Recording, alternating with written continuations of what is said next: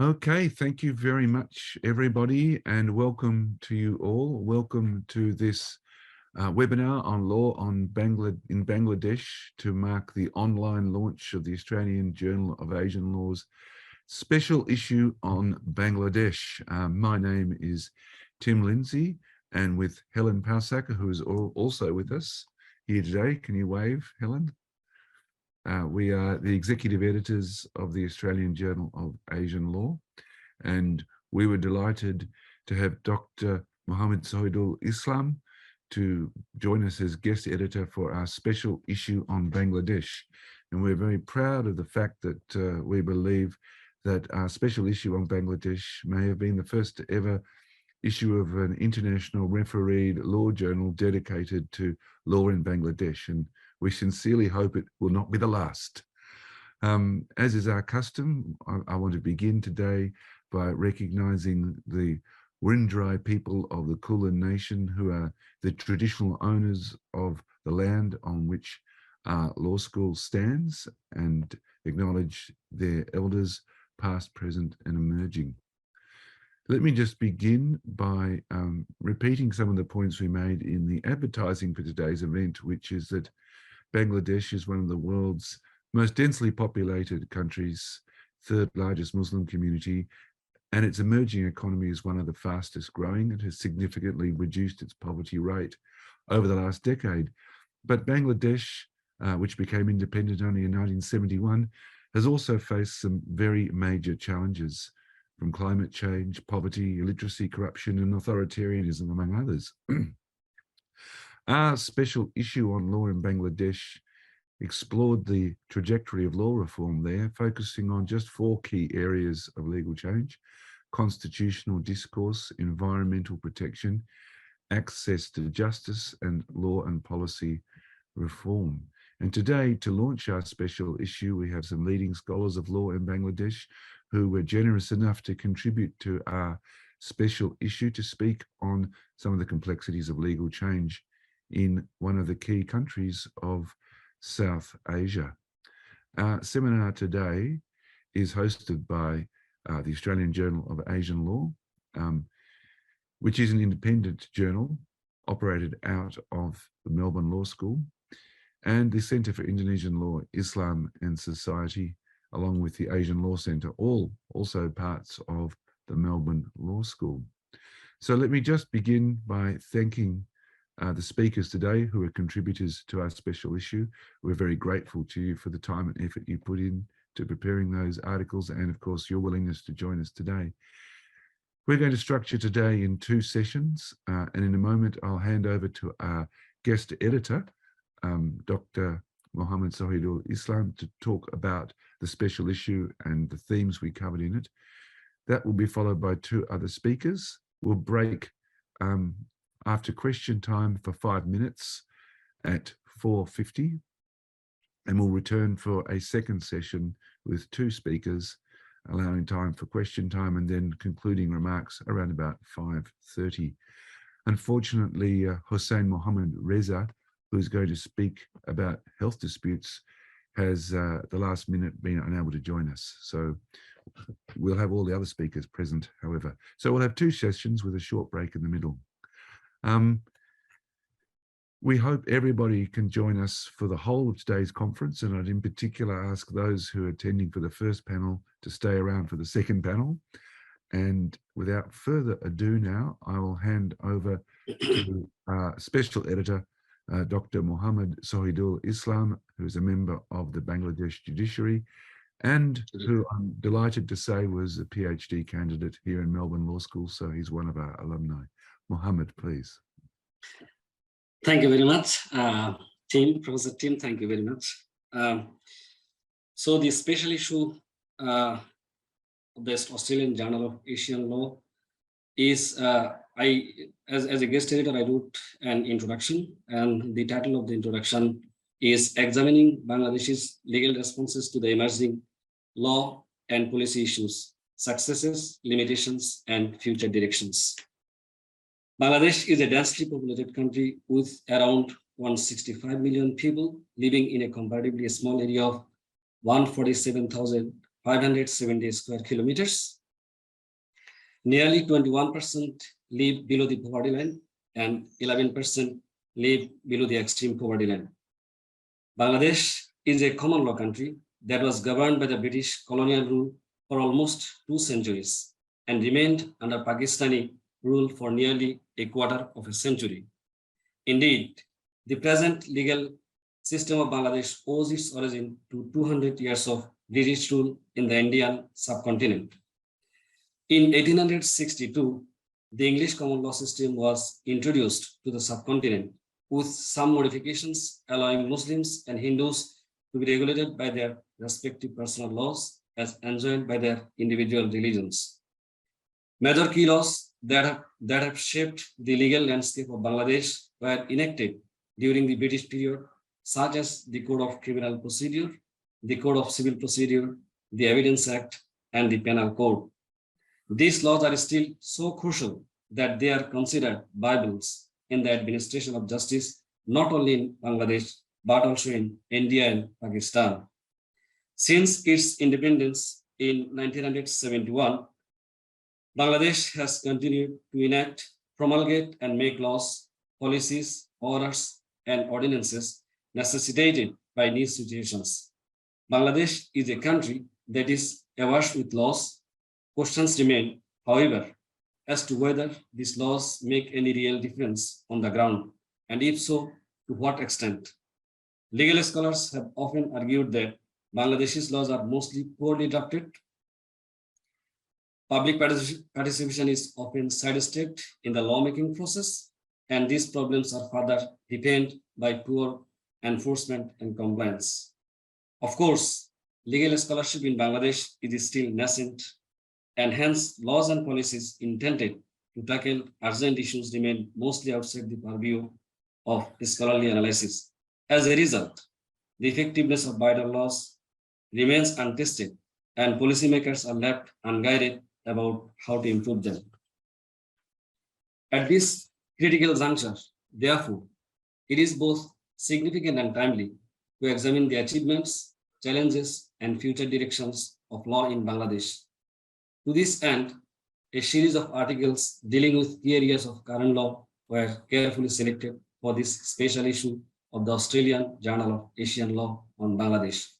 More specifically, as Tim mentioned, 4 key themes were chosen: constitutional discourse, environmental protection, access to justice, and law and policy reform. Constitutional issues, whether political, social, religious, and cultural, have always been controversial in Bangladesh. When it comes to the question of constitutional amendment, political interests have too often undermined the interest of the population. The adoption and abolition of the 13th Amendment illustrates the problem of political interest competing with the interest of people. The second theme we have chosen for this issue concerns environmental protection. Bangladesh is an ecologically significant and biologically diverse country that has rich natural ecosystem with several types of forest, freshwater wetlands, and distinctive coastal and marine features. However, the country continues to encounter major environmental challenges that include degradation of forest and wetland, unsustainable exploitation of land and water resources. The country has a myriad of laws and regulations to combat environmental challenges.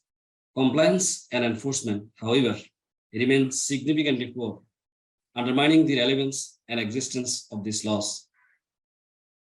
The third area selected for this special issue is the right of access to justice. Social, political, and rights activists have long been advocating the right for poor, vulnerable, and disadvantaged sections of the population, especially women. However, widespread poverty, ignorance, and illiteracy continue to prevent them from accessing justice. Public interest litigation seems to be one of the credible and promising ways to promote the right to access to justice in Bangladesh. The final theme chosen for this special issue is the broader law and policy reform agenda. We have specially nominated this reform area in order to address 2 notorious problems ubiquitous in Bangladesh: terrorism and competition. Although these two issues have long been prevalent in Bangladesh, legal responses to tackle them are new, and their urgency has only recently been felt by the Bangladeshi policymakers. This special issue brings together legal scholars of Bangladesh to contribute new lines of vision to the analysis of these selected legal landscapes. Of course, in a single issue of this size, we cannot cover all aspects of the targeted themes. Collectively, however, the article lay a foundation for analyzing many of the key successes and challenges in these areas, and in so doing, articulate a view of future reforms that can be applied to both theory and practice. Now I'll just very briefly discuss the key summaries of all of each article. The first discourse, constitutional, the first theme, which is constitutional discourse. Two articles of our special issue deal with this theme.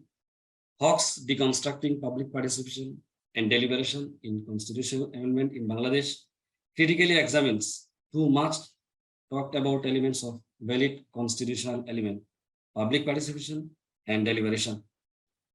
Of the 17 amendments to the Bangladesh Constitution today, the paper notes frustratingly almost none involved any effective and meaningful public participation and deliberation. The paper, however, notes that the 12th and 13th Amendment at least were based on a wider political consensus and overwhelming popular support that could be considered participatory and deliberative. Then Huda's paper, dealing with the same theme, entitled Fundamental Rights in Search of Constitutional Remedies, the Emergence of Public Law Compensation in Bangladesh, discusses the liberal interpretation of the Constitution as a technique to recognize tort liability within the domain of public law compensation. He, however, sounds a warning that for this public law compensation to be truly and effectively expanded or constitutionalized in Bangladesh, the rigorous test set by the Appellate Division needs to be reversed.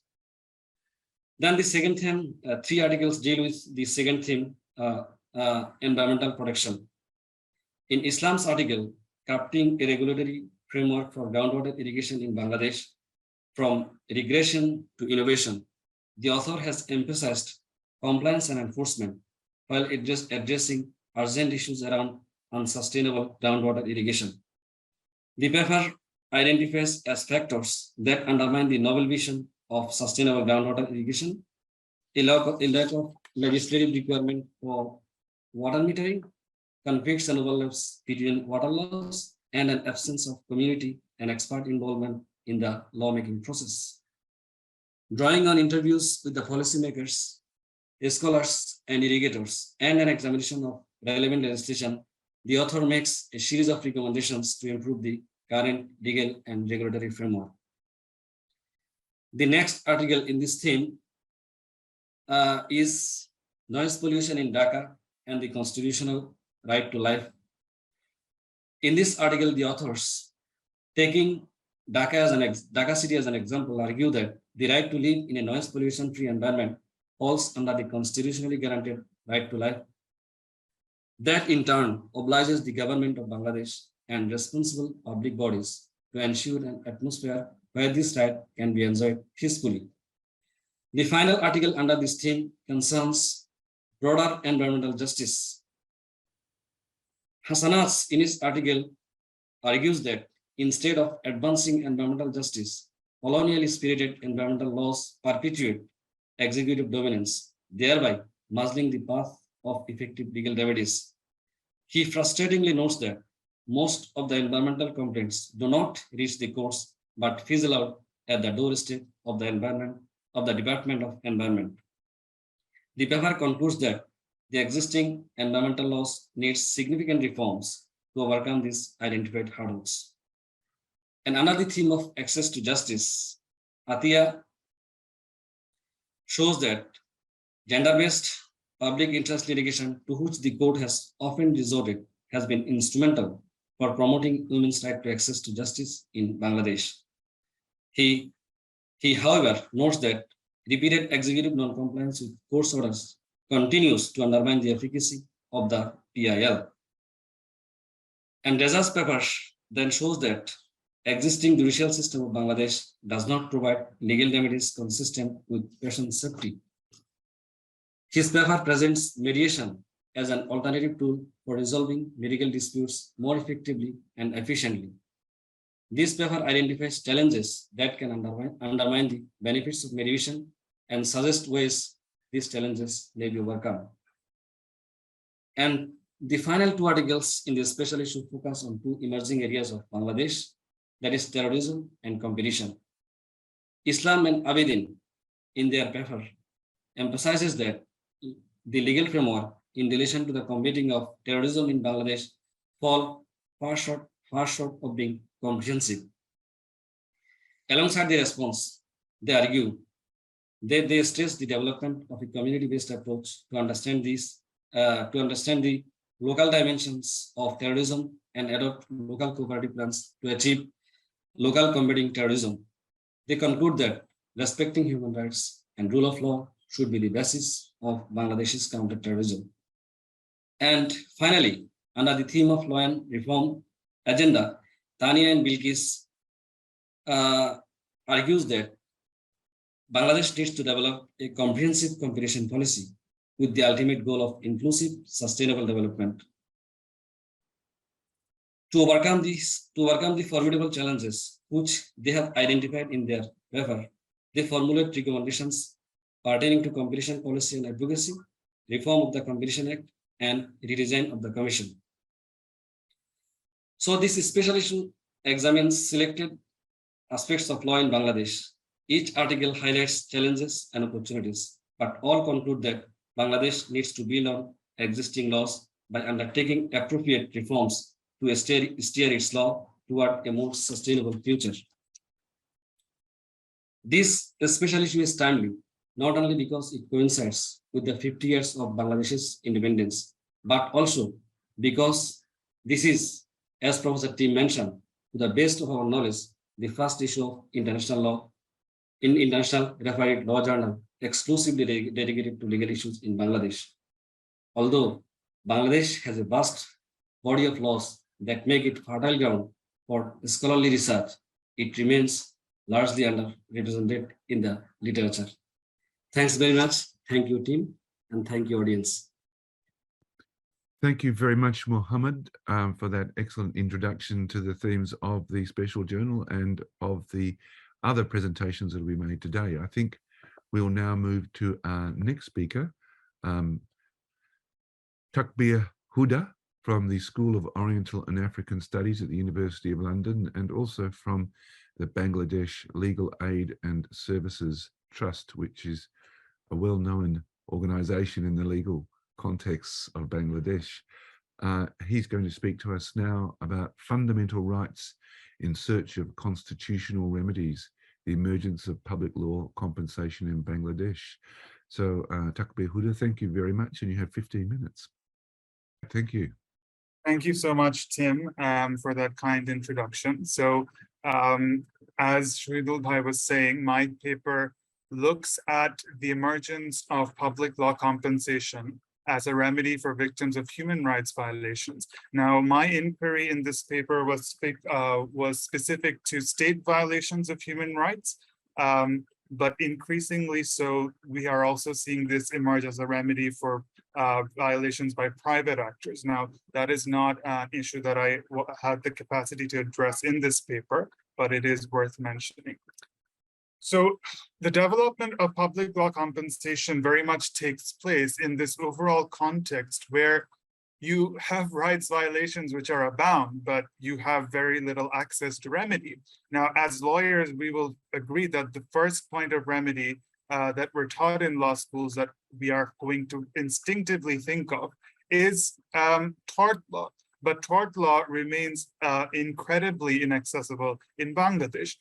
One reason why it remains inaccessible is because of the need to pay ad valorem court fees. So whatever the amount of damages you are seeking, you will need to pay 15% of the amount. And you will understand that because rights violations take place from a place of power disparity, those facing violations may not always have the capital to make this payment. And secondly, you have inordinate delays in the cases that were filed as tort cases. So one really telling example is the Bangladesh beverage case, which was a bread and butter a reckless driving case where someone died, and their wife filed a case, and for 31 years and counting, they remain uncompensated despite having a decision in their favor by the trial court and both branches of the Supreme Court. So people very much look to this case as an example of, sure, tort law exists in theory, but look at that widow who tried enforcing her right. She's still running after her compensation 31 years later and drained her life savings. So this, combination of this has a decisive impact on justice-seeking behavior in Bangladesh, where victims of rights violations really cannot access tort law or do not access it due to these challenges.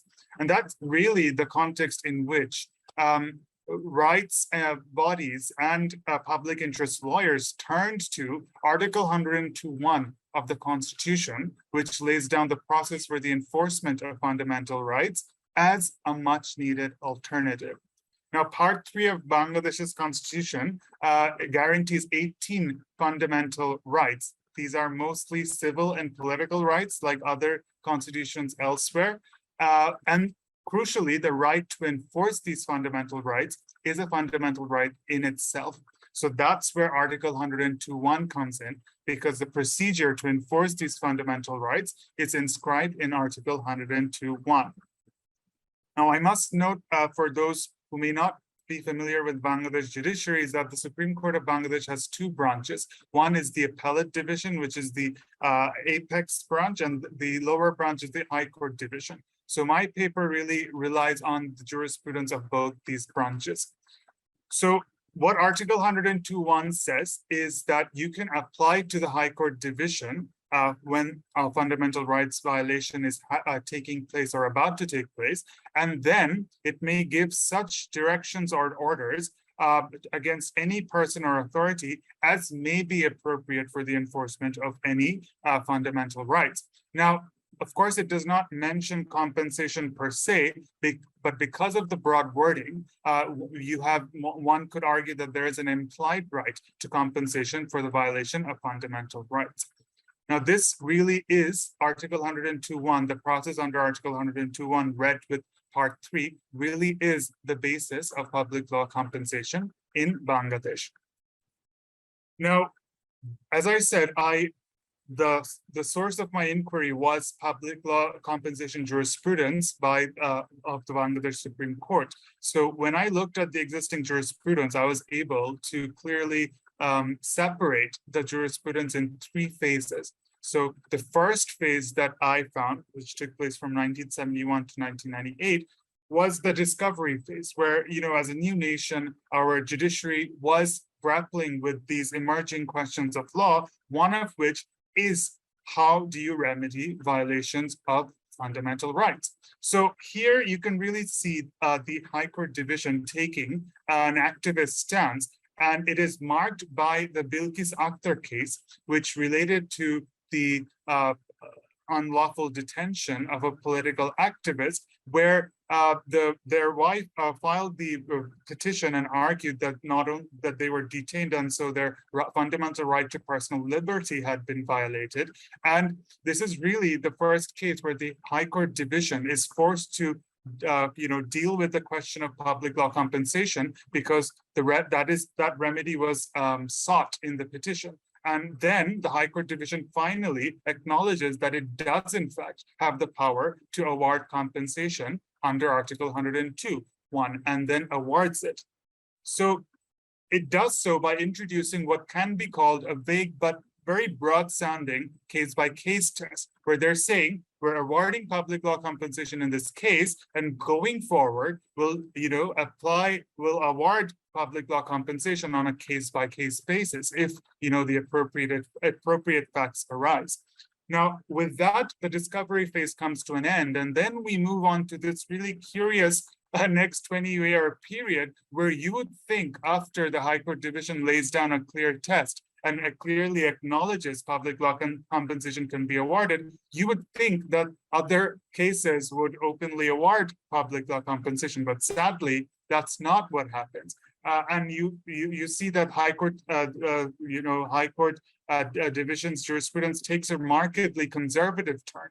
So despite them recognizing that there was a need to compensate victims of rights violations, either they refuse to award compensation or they award what they call token compensation, which is as small as could be $100 or even $50. And then the other failure was to acknowledge that Bilkis Akhtar, the Supreme Court case, had already settled the question of public law compensation. So it's not a question which you had to address every time a compensation claim under Article 102 came. But unfortunately, that's what happened. There was no discussion of Bilkis Akhtar at all. Whether this was a willful or unknowing omission, we don't know. But it proved to be a crucial one because that's, the sense was that we had not answered this legal question when in fact we had. Now, the conservative phase comes to a very pointed end with the Nurul Amin case, which is an appeal from the Bilkis Akhtar case 20 years later. When it comes before the appellate division actually replaces the case test that was introduced by the High Court division and replaces it with the exceptional cases test. So this exceptional cases test is filled with superlative adjectives and high standards that the violation has to be gross, it has to be ex facie glaring, and it must shock the conscience of the court. So there's a clear disjuncture between the appellate division and the High Court division. The appellate division is making it clear that this remedy is only an exceptional one, and we will certainly not be awarding it on a case-by-case basis, but on an exceptional cases basis. And it reprimanded the HCD for its liberalism and set aside the compensation award that was made. Now, curiously, because this is what happened from the topmost court, you would now think that public law compensation, the life of public law compensation, must necessarily come to an end. But no, what happens is 2017 onwards, you see a liberal phase where you have, public law compensation awards being made with unprecedented ease and eagerness. And this really is due to the CCP Foundation case, where because in large part due to the petitioner's extensive research, which was by CCP Foundation and Bangladesh Legal Aid and Services Trust were co-petitioners, that the High Court division was finally, evaluated the existing domestic jurisprudence and public law compensation, and it also applied comparative constitutionalism because the petitioners showed that public law compensation is a remedy that is emerging globally. So there is no reason for us to be so conservative on this question. So then the High Court division finally, makes it a power to award public law compensation, quote unquote, unequivocally clear. What is also very significant about this case is that it imposed vicarious liability on two branches of the state, contrasted from the personal liability, which was imposed in the previous cases on the wrongdoing officials. And it also clarified that the public law compensation awards do not in any way affect the victim's right to seek remedies in private law. So it very much viewed it as a supplementary source of relief, an interim relief, one might say. But it did not go so far as to, of course, question the exceptional cases test, because we must bear in mind the hierarchy here. This is an HCD case, and the exceptional cases test was passed by the appellate division. So it is careful to couch its award within the wording of the exceptional cases test. So the exceptional cases test remained unquestioned. However, after the CCP Foundation case, you had three other public authority negligence cases where 5 million Bangladeshi taka, or which is equivalent to around 80,000 Australian dollars, was awarded under Article 102.1 in a string of 3 cases. And there was really, not only was the Nurul Amin case test not applied, it wasn't even discussed. It wasn't even acknowledged. There was no contemplation on the court that this is an emerging question of law. It awarded compensation as a matter of fact. And what is also very significant about these cases under the liberal phase is that these pertained to the state's unintentional violation of the right to life by breach of its positive obligations. Now, why is this crucial? Because the cases under the discovery phase and the conservative phase mostly pertained to the breach of the right to personal liberty, and this was an intentional breach and of their state's negative obligations. So you really see that the scope of public law compensation is expanding under the liberal phase. Now, to conclude, what does the path ahead look like? I don't want to over-romanticize the public law compensation remedy that has emerged. It's not a particularly, it does not have a particularly strong basis in law. Firstly, because there is no right to compensation. As I said, because Article 102.1 does not expressly mention compensation, and because the existing High Court jurisprudence does not unequivocally say that compensation is a right whenever there's a violation, it very much relies on the discretion of the High Court division bench in question. And the analysis of the quantum will show that it is because the High Court tends to view it as an interim relief of a palliative nature, it is lower than one can ever hope it to be in tort law, for instance. And thirdly, there is a very particular context in which public law compensation cases tend to be successful, and that's where there is media coverage of a particular violation, and that generates public outrage, and then some public interest lawyer files a case, and then the High Court division feels compelled to, make an order. So if that fact profile is missing, i.e. if it's a very low profile case, those have very slim chances. And one would hope that there would be a more jurisprudentially sound basis on which cases were being filtered, but sadly there isn't. It really is driven by public outrage, which in turn is dependent on the amount of media coverage a particular violation gets. And as I said, the jurisprudence High Court division has been liberal, but it hasn't been able to base its liberalism on very robust jurisprudence. It has been rather precarious and it has been rather questionable. So, and of course, we know that the exceptional cases test still exists. So that still in theory remains applicable, even if in practice, the High Court division appears to be doing away with it. So really, we're at this juncture where we're, I would say, in an existential dilemma. We are not confronting this really the elephant in the room, which is that where do victims of rights violations seek compensation? Is it public law or is it private law? Because depending on our answer to that question, we will have to make certain institutional and jurisprudential reforms for that right to be perfectly enforceable or strengthened. But we're really we're in a stage where we're not engaging with this existential dilemma heads on. So we're approaching it on a case-by-case basis, without really contemplating on the wider jurisprudential, legal, and statutory ramifications and implications of the decision in a particular case. So if we do decide public law compensation is the way forward, then I cannot see how that can be when the exceptional cases test exists. But if we do decide that it's private law compensation where victims should seek compensation, then it cannot happen with the existing institutional barriers to tort law still being unaddressed. So with that, dilemma, I end my presentation because that really is where we are. Thank you. Thank you very much, Takbir, and for a really fascinating presentation. Next speaker is Muhammad Irshadul Karim, who is from the Faculty of Law of the University of Malaya in Malaysia. And he will present his paper prepared with Muhammad Abu Taher and Muhammad Atal Karim, which is Noise Pollution in Daca and the constitutional right to life. Thank you very much, Mohammed, and you have 15 minutes.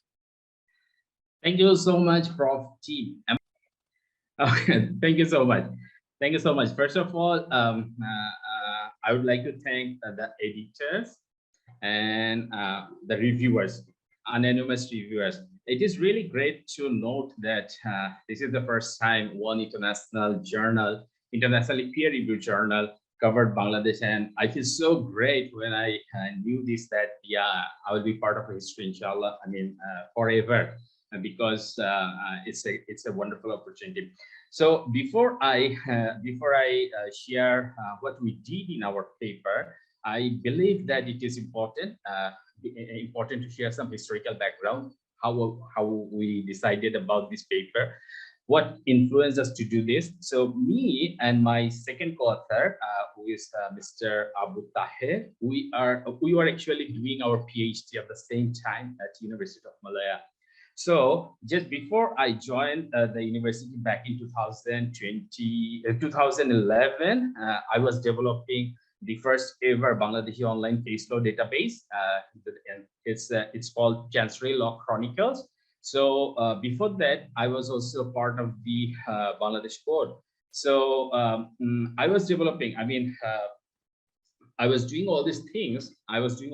Because I realized that whenever one Bangladeshi student wants to go to another country to do his PhD, he or she faces this problem that we do not know about Bangladeshi laws. I mean, we do not have these materials, Bangladeshi materials are available online.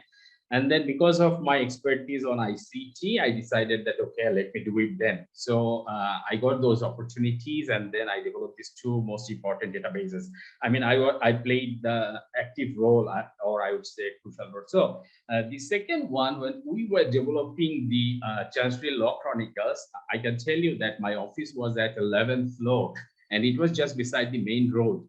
And believe me, even midnight, you could not concentrate. I mean, the noise level, it was making me crazy. I mean, the whole team was suffering. So it was an issue. And then after that, I moved to Malaysia. Then Taher, my second co-author, he asked me that, brother, can we do something? We want to do some collaborative projects. Then I told Taher that why not we take this one? Why not we take this? Because it's a serious issue. And anytime you go to Daca, this is one of the most densely populated city, cosmopolitan city.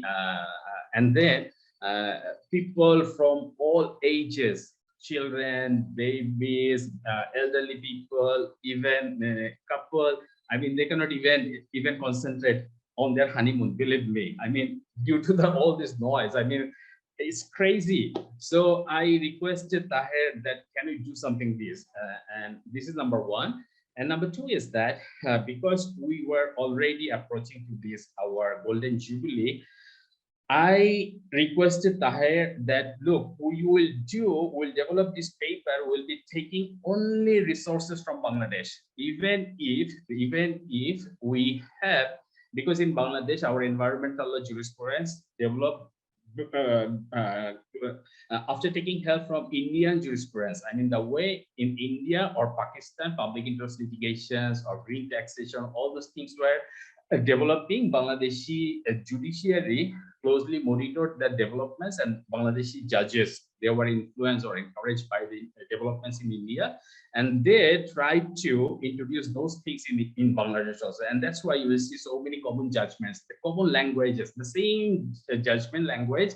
It was developed in India, it was shared in India, you will see it in Bangladesh also. Similar kind of judgments, languages were there. So, and I was fortunate that you may know that a few days ago, there was a judgment called this legal personality of rivers. In that judgment, Turak River, in that judgment, the judge, presiding judge, he confidently mentioned to me that, unofficially he mentioned to me that we have sufficient this jurisprudence, and Bangladeshi legal system is sufficient enough to cover any area. So I took that one, that clue, and I told Taher that we will be dealing with only, we will develop our paper only taking help from Bangladeshi judgments. And we'll try to establish that, yes, we are sufficient enough. And if you just consider our materials, then you can give any remedy to anyone. So that is the background. And one more thing, you know that Bangladesh was independent back in 1971. And in 1972, the historic Stockholm Declaration or Stockholm Conference, Bangladesh being the newest nation, Bangladesh attended that conference. So you see that if Stockholm Conference is considered to be the beginning of modern international environmental law, the history of Bangladesh and modern international environmental law is parallel. I mean, we are of same age. So that was another issue we wanted to show the world, at least in our paper, we wanted to show the world that, yes, we are of the same age and we are confident enough. We are a newest nation. And then we are one of the most densely populated country, but still we are full of opportunities. I mean, we can give something to the world. So these were the things, encouraged us to develop this paper. And then once we completed the paper, Tahir did the literature review. Then I tried to add international materials or some, just to see if there is any other paper, some similar paper in the context of the world. And believe me, you can Google now. Our paper is the only one covering noise pollution. You can Google. I can challenge. You can see noise pollution from the legal point of view. Yes, with regard to engineering point of view, scientific point of view, other aspects, there are papers. But one particular paper covering noise pollution from legal point of view, domestic law, I believe our one was the only paper. So so many challenges. I really enjoyed working on the paper. And if you see, as I told you that we wanted to share only Bangladeshi materials, we used only two Indian case laws. We simply mentioned that these are the two judgments which are relevant. And then because of my experience in developing those two databases, it was very easy for me to find out all those legal references. Why we did that is because our development activists or our environmental activists or the policymakers, they will frequently tell you that we do not have sufficient law. So we wanted to establish that no, you have, but the issue is that you are not implementing. The issue is, you will be surprised to know some of our laws historically dates back to 1905. We have laws relating to noise pollution. You don't know. It is one of the oldest law. So, and then we share some of the judgments, like where with the stone crashing in the Sylhet region, the High Court division gave a direction or instruction to stop that one. Within the Dhanmondi area, one of the area where it's most, I would say, the planned area, where you will see some of the people, top class people, there reside there.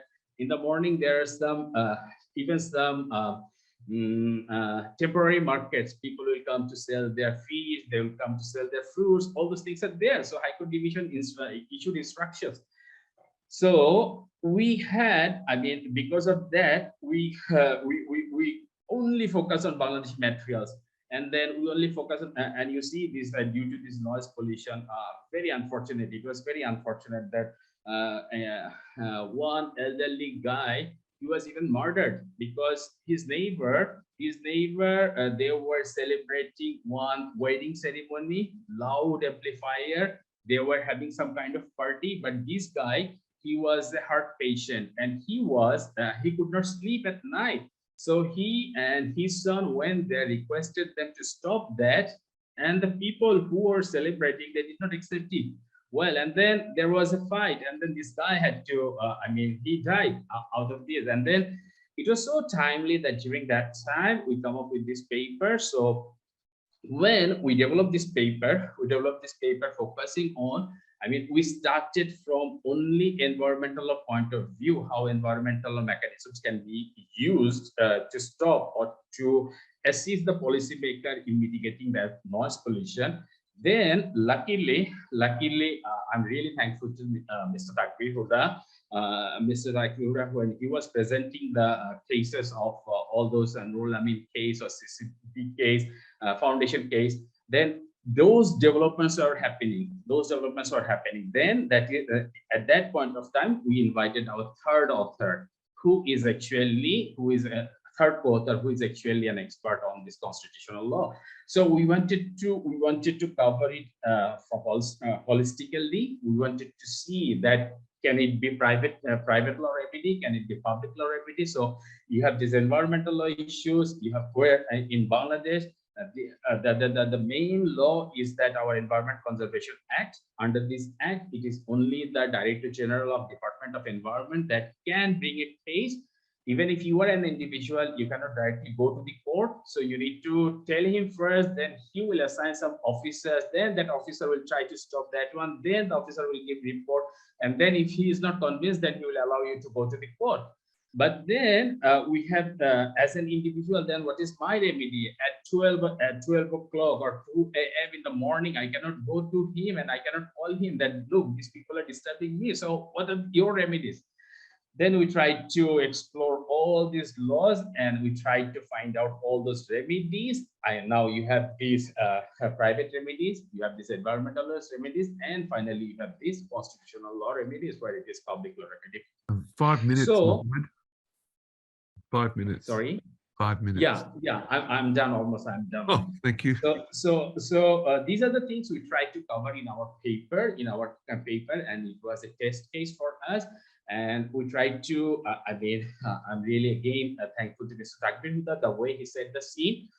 We can use it as the case study. So taking our paper, someone can consider water pollution, can consider air pollution, because we have already developed a framework. I believe we tried to develop a framework, and then we tried to show what other countries are doing. Because I am teaching mostly law and emerging technologies, so we tried to share some of the technologies used in other parts of the world to reduce the noise level. Now, the main thesis of our paper is that yes, we as an individual, we have those rights, and then we have these authorities. First of all, as an individual, we have some responsibilities. We simply cannot take it for granted. I cannot do anything. We have our responsibilities to play. Authorities have their responsibilities to play. And then if someone is victim of all those things, then he has all these avenues also.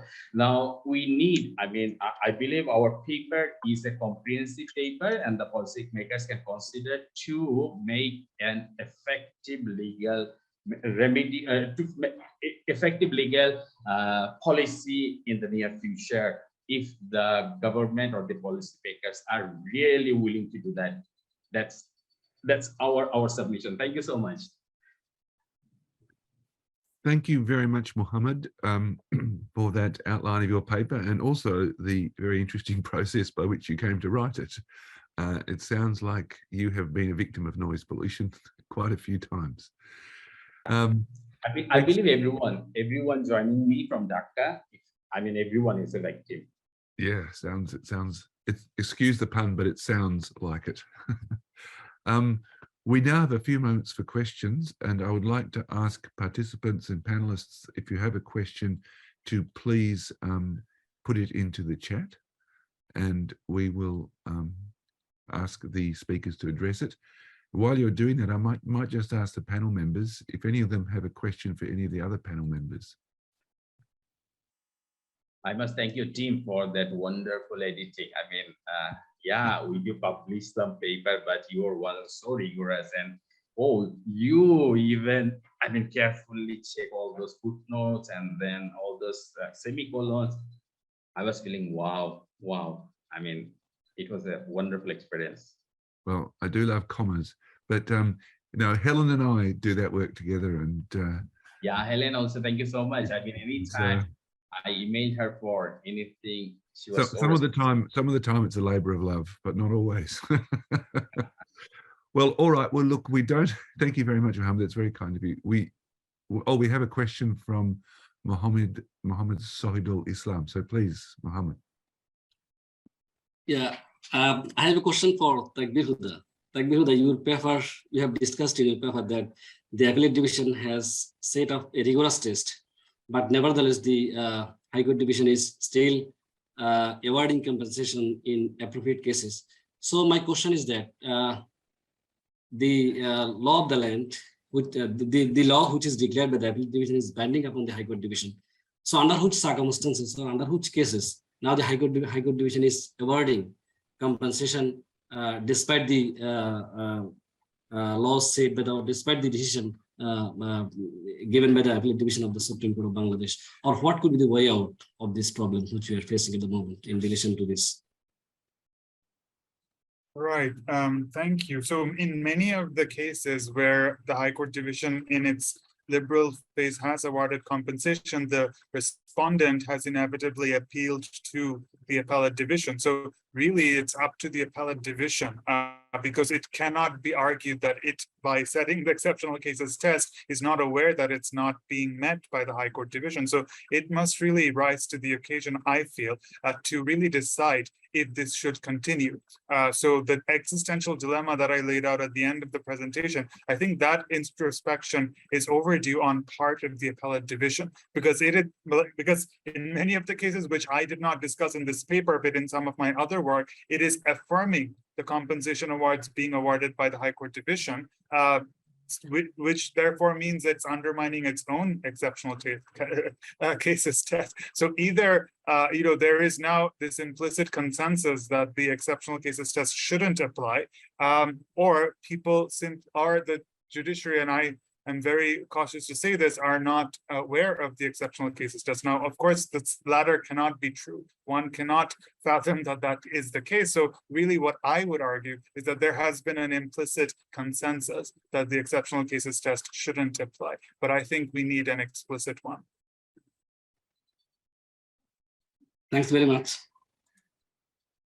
Thanks very much, Takbir. Thanks very much. Yeah, thanks to you both. We've got time for one more question.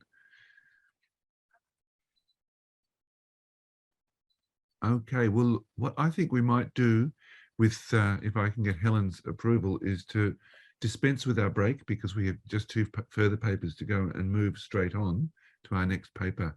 Will you give us the okay, Helen? All right, thank you very much.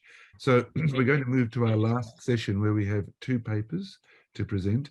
And our first one is, again, our guest editor, Muhammad Sahidul Islam. And luckily you're on the screen right now, Muhammad, so I can hand over to you again to speak on creating a regulatory framework for groundwater irrigation in Bangladesh, from regression to innovation. And that, of course, was the theme of your PhD paper. And I just want to recognize that your supervisor, Professor Lee Godden, is among the attendees here today. Hello, Lee, and thank you for coming. Over to you, Mohammed, please.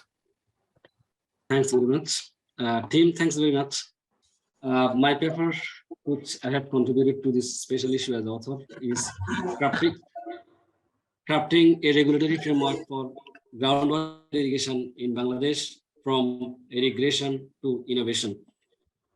Bangladesh has achieved near self-sufficiency in food at the huge cost of groundwater resources. Groundwater depletion is now an acknowledged problem in Bangladesh.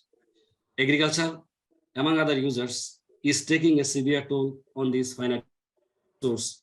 76% of agricultural land is irrigated by groundwater. Of total withdrawal, around 90%, around 90% of groundwater is used for irrigation. Overexploitation of groundwater, increased boro cultivation, depletion of river water levels, loss of wetlands, decline in annual and dry season rainfall are seriously impacting the groundwater irrigation in Bangladesh. The combined effects result in the depletion of water table to an extent where it cannot be naturally replenished. In essence, the current law of groundwater for irrigation in Bangladesh is unsustainable. So this paper is based on doctrinal as well as empirical analysis. In relation to empirical analysis, 32 face-to-face interviews with policymakers, scholars, and irrigators were conducted. The interviews were semi-structured and each lasted between 30 to 60 minutes, depending on the participants' level of interest and comfort. And a qualitative approach was undertaken to analyzing the interview data. Legal and regulatory responses to unsustainable groundwater irrigation have been slow and patchy and fragmented. After decades of inaction, the country has only recently developed laws and policies to regulate groundwater irrigation. The Bangladesh Water Act 2013 and the Groundwater Irrigation Act 2018 are now in place to address the urgent issue of groundwater decline in Bangladesh.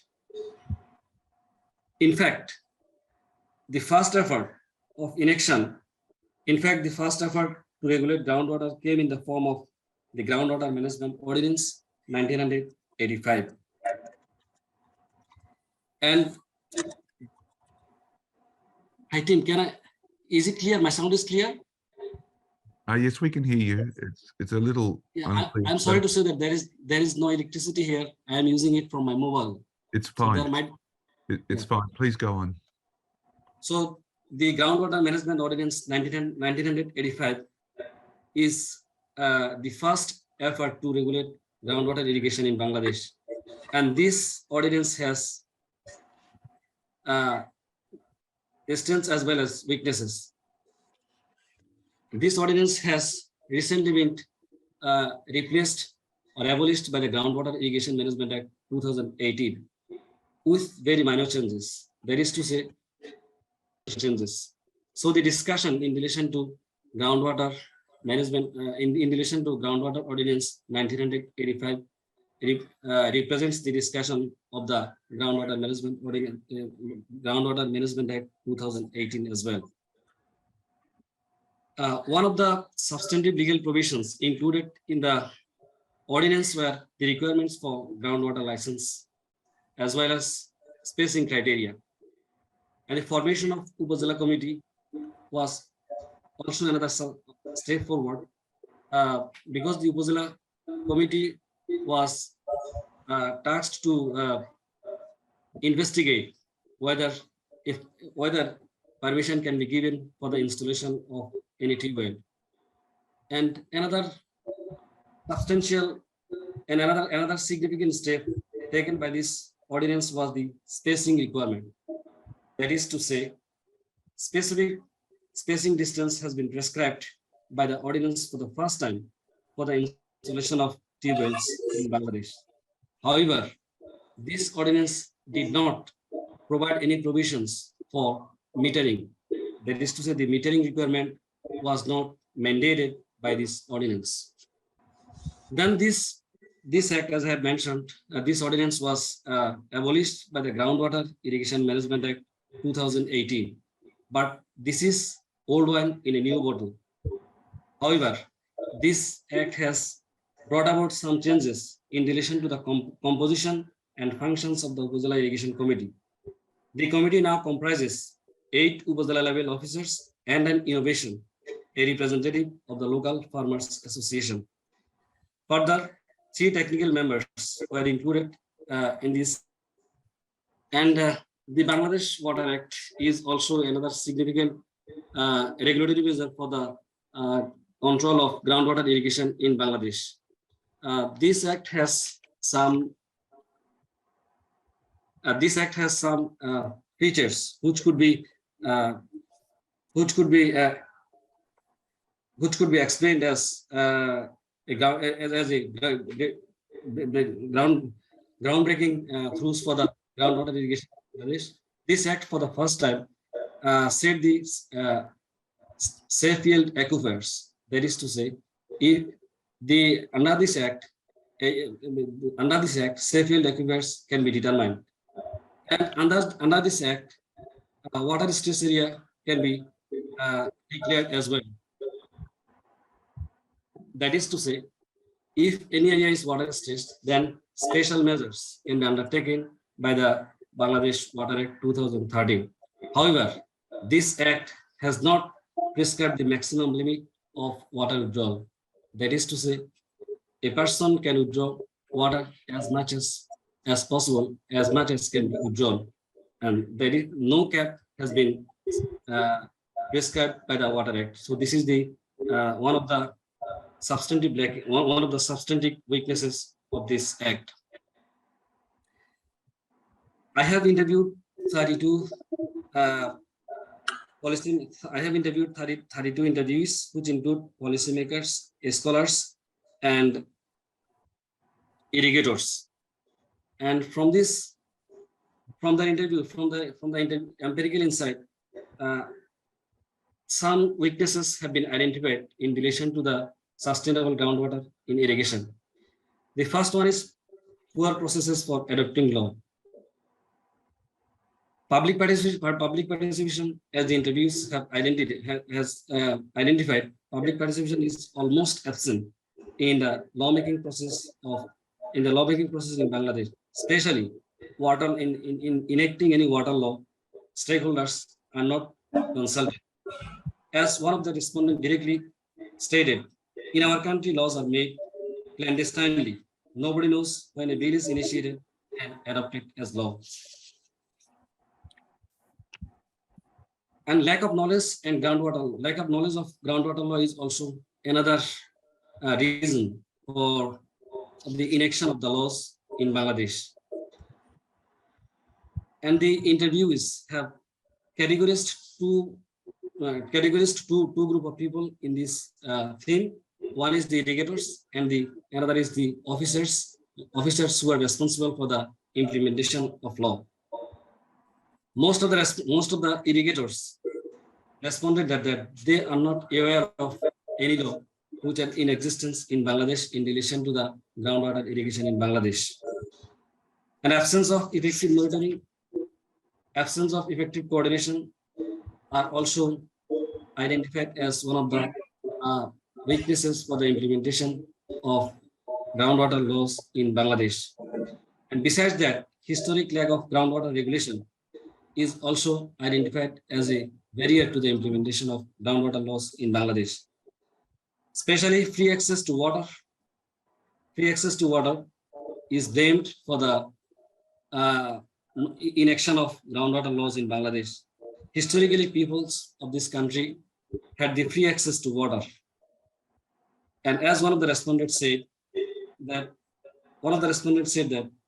I think the groundwater resources of Bangladesh would never be depleted. We have been using this for decades.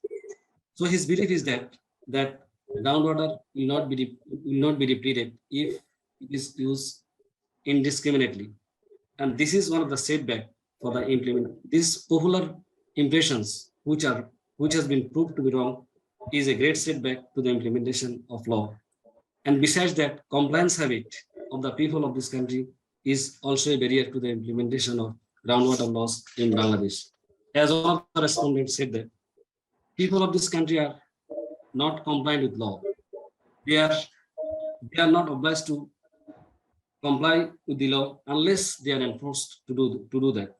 So the people of this country are not usually obliged to comply with the law. And these are the gaps which have been identified by the empirical data. So in order to improve the current regulatory framework, this paper has formulated some recommendations. The first recommendation concerns with the amendment of the groundwater irrigation laws. There are some conflicts in the existing laws. For example, licensing requirement is given under the two laws, Bangladesh Water Act, as well as Groundwater Irrigation Management Act. And under the Groundwater Irrigation Management Act, all tubewells are required to be licensed. On the other hand, under the Bangladesh Water Act, some exemptions have been made. That is to say, if the tubewell's capacity is below 0.5 cubic, then it is not required to be registered or licensed. So these anomalies should be removed. And besides that, dual administration for the approval has been set up by these two laws. Under the Groundwater Irrigation Management Act, Upazila Parishad is the authority who can give which can give like permissions for the installation of tube wells. Whereas under the Bangladesh Water Act, Upazila Irrigation Committee or Jila Committee or water resources planning organizations are the competent authorities to issue licenses depending upon the capacity of the wells. So it needs to be removed and dispelled. And the best way of dispelling it is to integrating the Groundwater Management Act into the Bangladesh Water Act. Perhaps in the Bangladesh Water Act, a chapter dealing with groundwater could be inserted, where provisions in relation to sustainable groundwater irrigation should be inserted. And currently there is no legislative requirement for installation of metering. So the policymakers of Bangladesh should think about it. And one of the examples which can be cited here is the Barin tract, where smart metering system is operating. So the other regions of the country could take lessons from the smart metering operating in the Barin tract. And ultimately, this smart metering would be applied across the country to prevent the unsustainable groundwater irrigation. And besides that, in the lawmaking process, stakeholders should be consulted, and local government institutions and local farmers associations should come forward for this consultation, and perhaps multidisciplinary experts also should be involved in the lawmaking process of Bangladesh, because groundwater irrigation laws involve scientific issues which needs to be dealt with by multidisciplinary experts. And communication and education is another area which needs to be improved. 2 minutes, Mohammed. Two minutes. Sorry, I'll be finishing. So communication and education is another area which should be focused on for the improved groundwater irrigation laws in Bangladesh. Farmers and officers should be given training for these communication and irrigation purposes. And local farmers association, they also should be involved in this communication and irrigation process. And monitoring and compliance activities are at the moment very weak in Bangladesh, which needs to be improved. Perhaps the regional offices of the WRPO, that is Water Resources Planning Organization, can be set up at 8 locations, 8 hydrological locations of Bangladesh, which could come forward for the effective monitoring and compliance with laws. And to conclude, Bangladeshi farmers are using groundwater resources without having any barrier at the moment.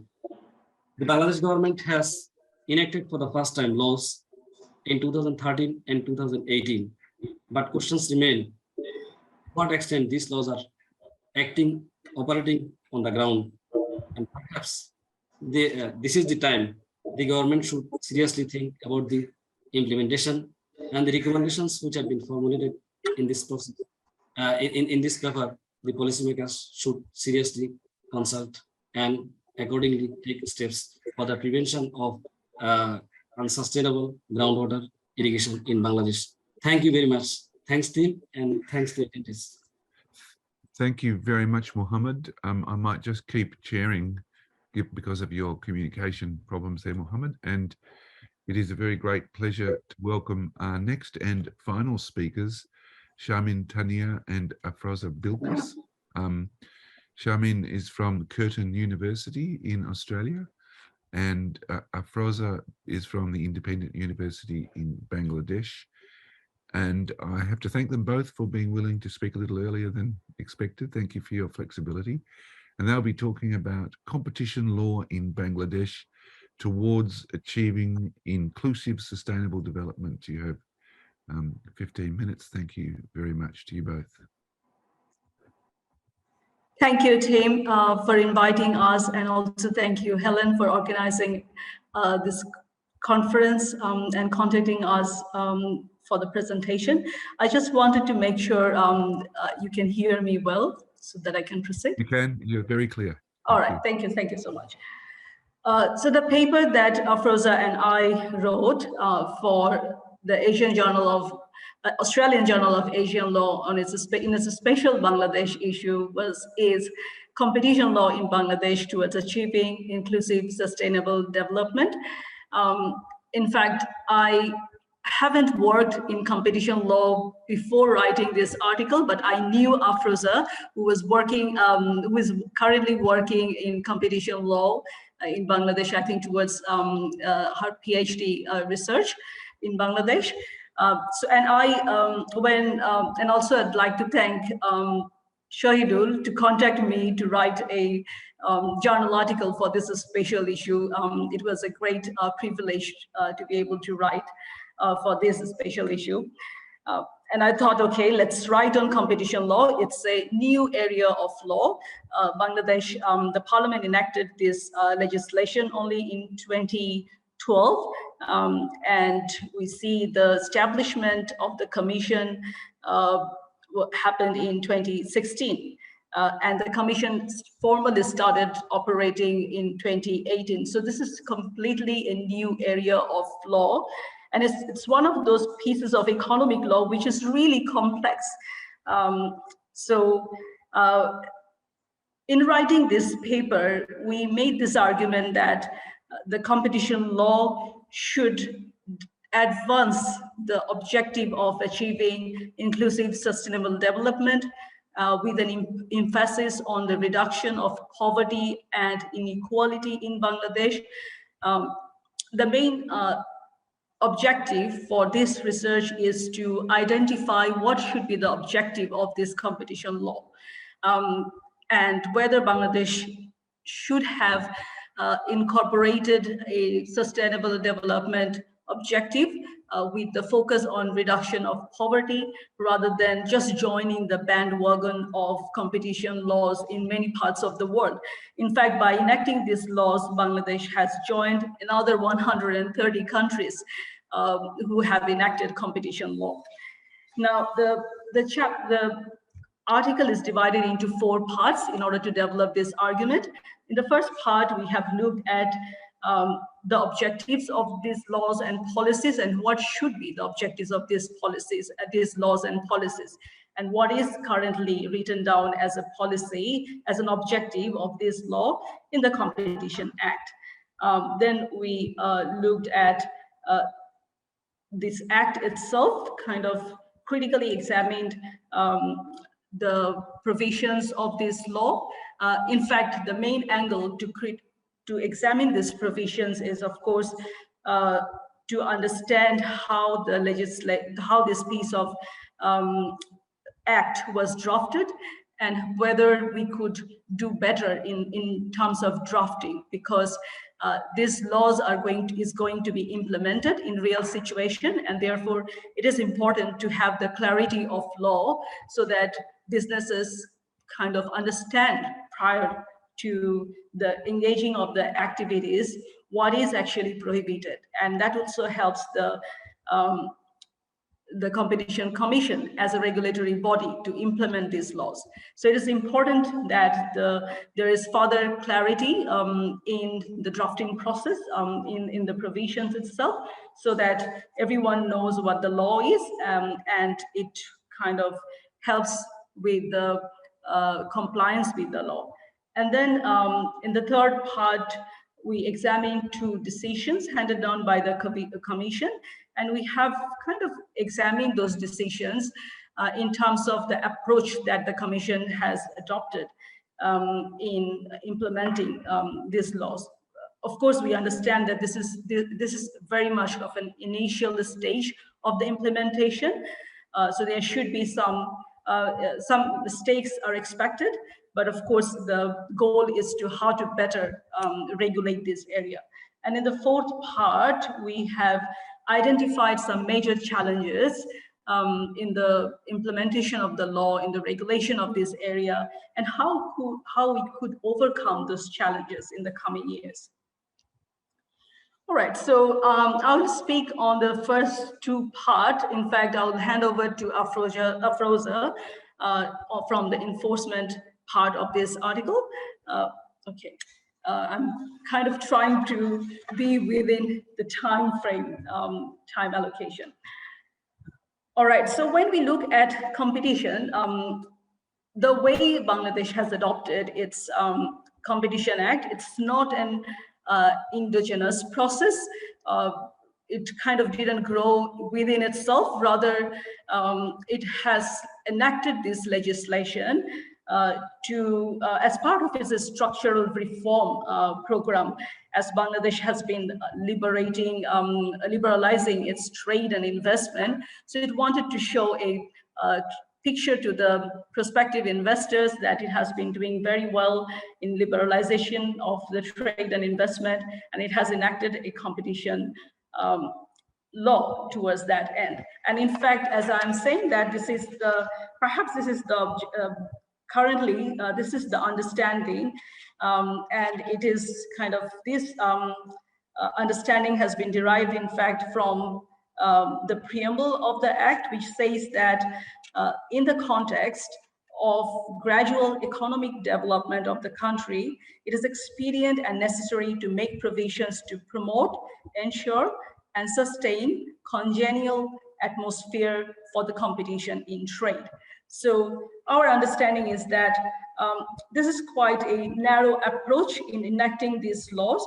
And even in the 7th five-year development plan for Bangladesh from 2016 to 2020, competition has been kind of tied together with the broad-based market-oriented reform, invoking investment, deregulation, and trade openness. So that's the perspective of these laws. Whereas in this paper, we have argued that the law should be taken in the socioeconomic context of Bangladesh. Therefore, it should kind of create a clear appeal to the people why this law is important. And in fact, it is possible to make this appeal by incorporating the objective of sustainable economic development and inclusive sustainable development with the emphasis on alleviation of poverty. Because if we look at the anti-competitive conducts engaged in by the businesses, it is the poor section of the people who have to bear with all this anti-competitive, who have to bear these consequences of the anti-competitive conduct by the business in terms of paying more price for their everyday necessary items, as well as anti-competitive conducts prevalent in the health sector, in the sector of pharmaceutical companies or diagnostic centers, transport, in energy. So those are kind of affecting people in a direct way because they have to pay more prices for products which are, of course, not up to their quality. All right, so the argument is that the law should have that development objective.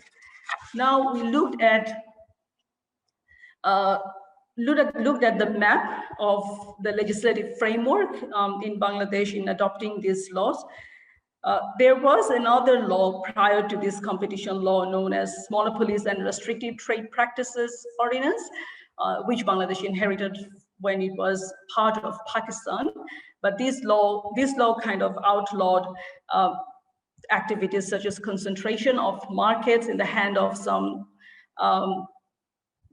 few family groups, and outlawed activities such as undue concentration of economic power, growth of unreasonable monopoly, etc. But that law was never, in fact, implemented, and no commission was established, no regulatory body was established under the law.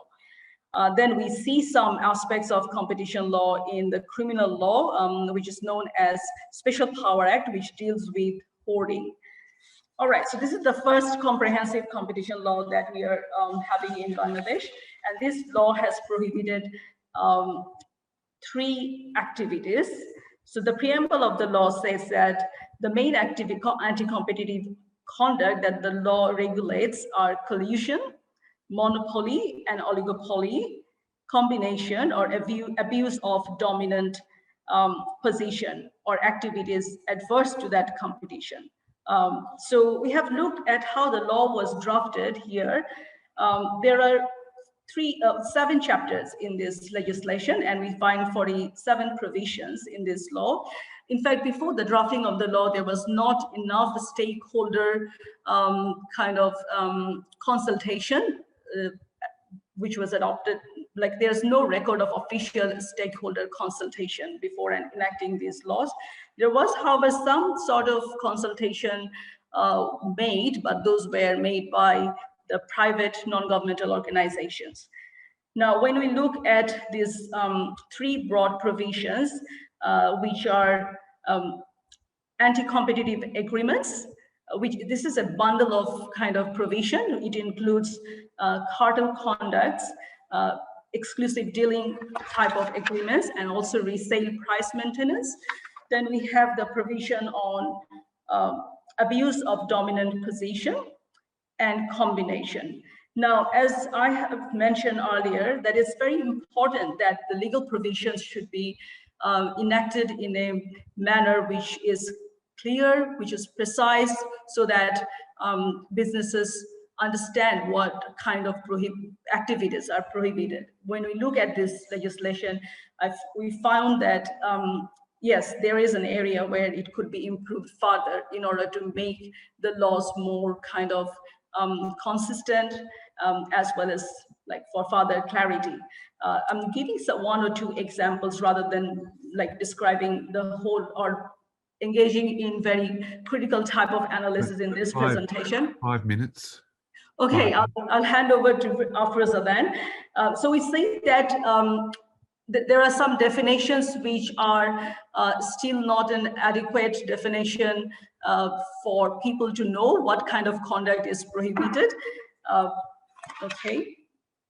I'll now hand it over to Afroza, probably to focus on the way forward and challenges then. Thank you very much. Am I audible?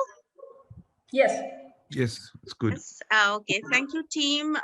Thank you, Helen, for inviting us, and thanks to my dear sister Charmaine, who has really done justice to this article. So I'll be talking a little bit about the enforcement mechanism, then we'll go, I'll go to the challenges and some way forward that we have suggested in the article. So basically, the Commission stands as the basic enforcement body in Bangladesh, and it has power to enforce the whole act, and it has a wide variety of regulatory, legislative, adjudicatory, and administrative functions as set out in the act. It can receive complaints, adjudicate, make interim orders, and pass final orders to restrain the alleged anti-competitive conduct. The Commission can also, the Commission will make an interim order when it has reason to believe through its preliminary inquiry and investigation that there is existence of an anti-competitive conduct. The Commission is also vested with the power to review its own decisions, and the judiciary actually comes into picture only when the Commission files a formal complaint before the magistrate court, but that is for some reason the act limits it only to contravention of the Commission's order or direction. Now the Commission has a dual role, dual prosecutorial and adjudicatory role, which is basically based on the model of the European Competition Commission, but it is often criticized because it has an inherent bias on the part of the decision maker. And in this respect, India is a contrast, which we have found that because it has separated, clearly separated the adjudicatory and prosecutorial units. The 2 cases, I'll not go for the details of the cases, but the first 2 cases which were, I'm sorry, someone was calling. Okay, so the 2, I'll just mention the titles of the cases and the subject matters of the cases. The first one is known as the Rawa case, which was, Rawa is a convention center in Dhaka, which was alleged for an anti-competitive agreement, and whoever wanted to hire the convention hall, they had to go for only one catering service provider that Rawa Rawa required, and it was found to be anti-competitive. And the second case was more complex, given that competition commission was very new then in 2019 only. The Chittagong C&F, Chittagong Clearing and Forwarding Agents Association case, where it was found that the commission, that the association was actually being very coercive. It put in its constitution and also in its resolutions that the CNF agents or the member agents, they have to charge a particular minimum amount for the bidders to get the tenders. So that actually the commission found that this kind of activity or this kind of constitution or resolutions, they had a clear exclusionary effect on the CNF agents who did not comply, and they had the right to exclude any CNF agent who didn't comply with this kind of coercive provisions. Now, coming to the challenges that we have in Bangladesh is that just like our title proposes, that towards inclusive sustainable development. So we have found that the Competition Act lacks in incorporating adequate provisions which actually represents the growth of sustainable development. Like it should focus, we argue that it should focus more on the well-being of people, which somehow we feel that it's absent in the legislation and in the adjudicatory process of the commission. The commission lacks seriously, still now it lacks seriously in legal and economic expertise, because most of the members, including the chairman and all the other members of the commission and the employees, they are bureaucrats. Actually, they are not legal or economic experts. So training needed. And there is, like any other developing country, we are a growing economy. And whenever there is a transitional economy, what happens is there is a lot of political pressures on different growing organizations or agencies of the government. The Competition Commission is not an exception to that. So there is a fear that even the slightest influence by the government might make it very difficult to for the commission to act independently. So with these challenges in mind, we have made some recommendations for a stronger competition regime in Bangladesh, and that is improving the competition policy and advocacy. Some amendments in the Competition Act, like because competition law is the economics of law, it will affect a lot of sectors of the economy. So that kind of interface is needed to be reflected in the legislation and the policy itself. We do not have a competition policy yet in Bangladesh. And we have also suggested some sort of restructuring of the commission just to make sure that the commission can act independently of the government. Yes, and in the conclusion, I can see that we're running out of time. So in the conclusion, we argue that inclusive sustainable development with a reduction of poverty and inequality should be the ultimate goal for the competition regime, for the competition growth in Bangladesh. Thank you very much. Thank you very much, Afroza, and of course also to Charmin for her part in the presentation.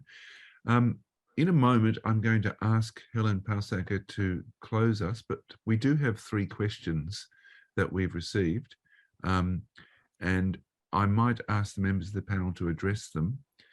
So the first question is for Muhammad Arshadul Karim, who's been working on an answer to the question, I see. The question is from Munaim Khan, and he says, how can we relate the right to be free from noise pollution to high, loud sound systems and fireworks at midnight? Thank you so much. Thank you so much.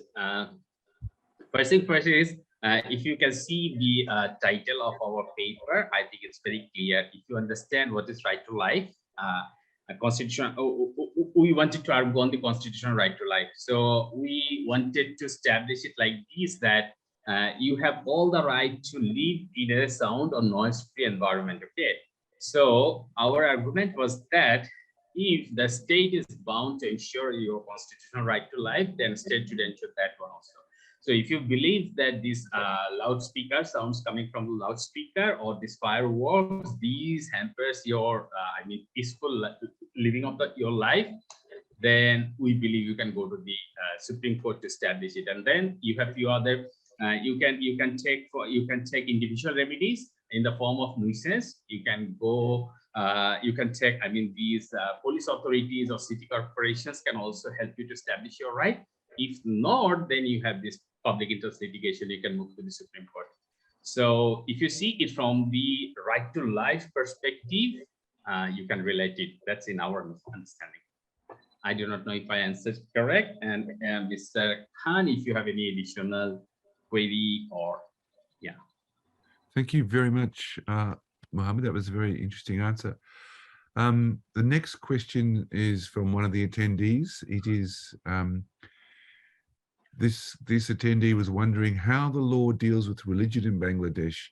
My understanding, says the questioner, is that Bangladesh is a secular state, but Islamic parties and groups are quite influential. Has Bangladesh gone through a process of Islamization? How does the law deal with or protect religious minorities in Bangladesh? I think the question is really, how does the law protect religious minorities in Bangladesh? Would anyone like to answer that question? Okay, I really do not know why this question came here, because none of the single paper, I cannot remember, if we have any paper on this. Anyway, in my understanding, right to religion is constitutionally guaranteed. All the people, irrespective of all the religion, we live happily. Yes, there are some tensions, there are some incidents, but I believe this is normal everywhere in the world. The world is now going through a difficult phase, and it's a normal issue everywhere. I see. Yes, there are some tensions, but religious minorities are protected, in my understanding. Thank you very much, Mohammed. Again, any of the other speakers want to comment on that? I'd like to add. Thanks, Mohammed. Minorities, people, of course, they are given special protection, I think, in the constitution as well. And Bangladesh is Islamic state, Islamic country, but all other religions should be enjoyed freely, and that has been guaranteed by our constitution. So as a judge of the Bangladesh, I would like to say that, for example, in my court, even in my court, sometimes some lawyers, contesting lawyers or contesting parties, however, they would like to say anything, striking religions or other things. I have seen that other lawyers who are from Muslim community, they have strongly protested, and they have saved or protected the minority groups of people who are litigants in the court.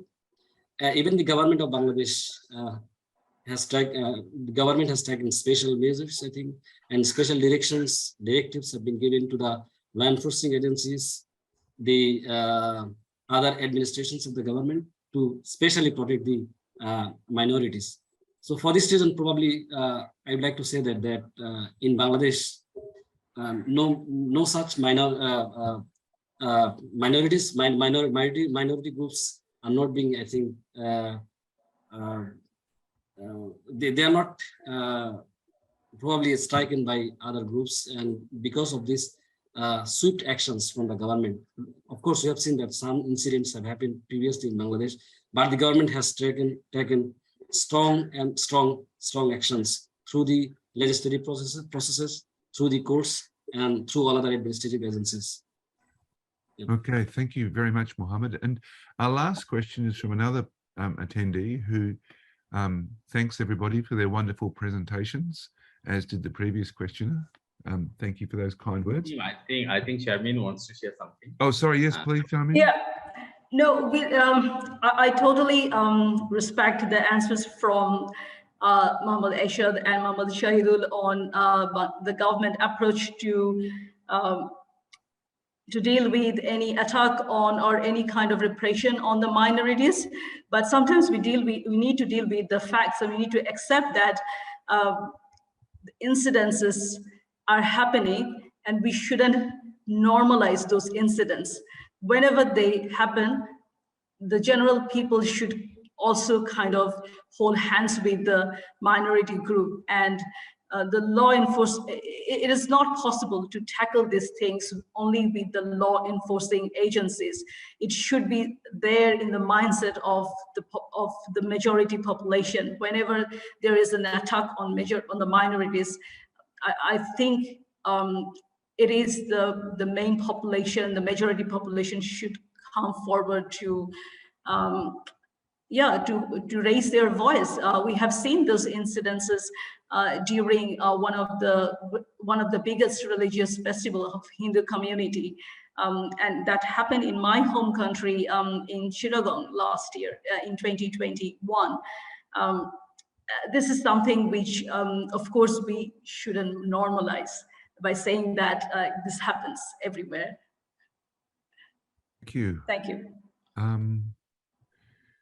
Thank you for that extra comment. That's great. The last attendee question is, how has the law responded to the challenge of climate change in Bangladesh? Two other panelists raised their hands. Sorry, and Afroza also want to speak. Just 1 second. I just want to read the question. How has the law responded to the challenge of climate change in Bangladesh? Now, I think that has already been addressed to an extent in Mohammed's paper on groundwater, and of course our last presentation by Charmaine and Afroza on competition law and sustainable development. But if anybody else would like to comment on the challenge of climate change and the legal responses, if you want to add more about the last question, I'm happy to take that too. So Afroza and then Takbir. Afroza, I think you're muted. Yes, am I audible? Yes, you are. Well, I am not answering any questions, but just adding to my dear sister Charmaine that recently you might have noticed it was all over the news that the tea industry workers they were kind of moving for a raise in their daily wages, and in that the whole nation actually participated. And like Shabir Apu said, that this is the law will not always work. We cannot expect that law and regulation will change the society overnight. It's always the population. So that is a very recent example that the raise in the wages, daily wages of the tea industry workers, it was done through the people's movement. So thank you very much. Thank you. And Takbir. Right.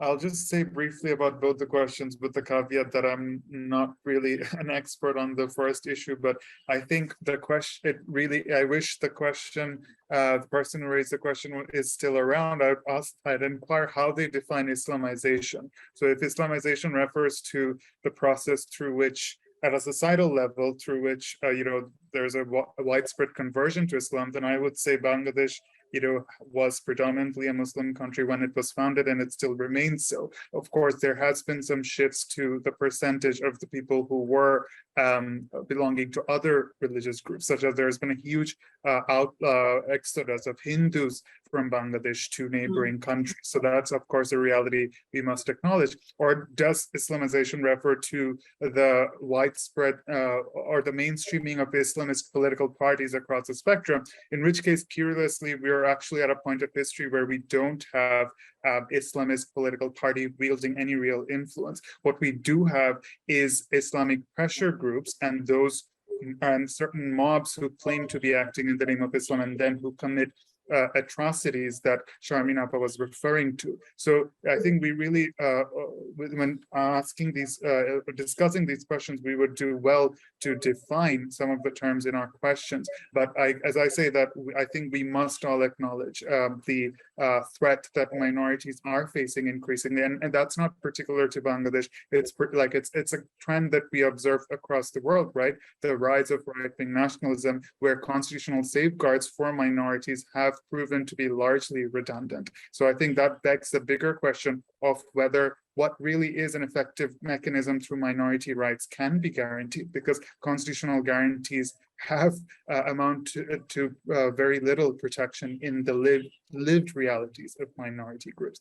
And finally, with the question about climate change and Bangladesh's legal response, I would say, as Irshadul Bhai was saying, that we do have Bangladesh Environmental Conservation Act, which does provide widespread remedial powers to the Director General of the Department of Environment and also to the court. Now, from my analysis of compensation for environmental harm from industrial polluters, what I've observed a very interesting trend. The Department of Environment has actually been recovering millions and millions of sums as touting it as compensation, but through largely an administrative procedure from corporate pollutants.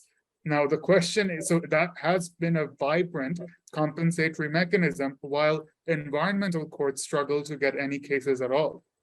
Now, the question is, where does this money go? Because it is, of course, taking place on the pretext of someone committing environmental pollution and then being liable to pay it to the Department of Environment as compensation. But there is no evidence in their annual reports that this is being given as compensation to victims of environmental pollution and or climate change. So I think that is a question that I would like to raise. Where is this huge sum of money that the Department of Environment claims to be recovering as compensation in their annual reports actually going? Thank you. Thank you very much, Takbir. And I think with that very big and very important question, we might bring the discussion to a close. Thank you to everybody for questions and answers. It's been a lively discussion, and that's what these events should be about. I just like to thank you all and for what you've done today, and I want to thank our contributors who send in material on Bangladesh. Can I say one just? I want to just hold you there. We've got to finish up, Mohammed. Sorry, but we'll have a chat afterwards. I want to hand over to Helen Pausaka to call everything to a close, please. Thanks, Helen. Okay, thanks very much, Tim. And as everyone knows, this is part of the launch for the Bangladesh special issue.